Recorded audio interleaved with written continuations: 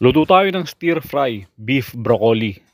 Bababad lang natin yung ating beef overnight sa toyo, paminta, bawang at lemon juice. Pwede rin kalamansi juice.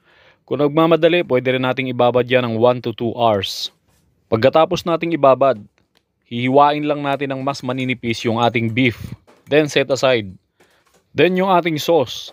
Lalagyan lang natin yan ng oyster sauce. Magdadagdag na rin tayo ng cornstarch. Para mas aromatic, maglalagay tayo ng sesame oil. Kung walang sesame oil, okay lang. Optional lang yan. Tapos painit na tayo ng kawali. Kapag mainit na yung mantika, bubusahin natin saglit yung ating beef. Hintayin lang natin maging light golden brown yan. Tapos set aside natin. Tapos magsasangkutsa na tayo ngayon ng ating sibuyas. Kapag translucent na yung sibuyas, babalik na natin yung ating beef. Tapos ibubuhos na rin natin yung ating sauce. Pakukuluan lang natin yan hanggang sa tuluyang lumambot yung ating beef at matuyo yung ating sabaw. Tapos ilalagay na natin yung ating broccoli. Isang kulo lang. Tatakpan natin saglit, mga 2 minutes. Then ready na yan. Ganyan lang kasimple. Halika, kain tayo.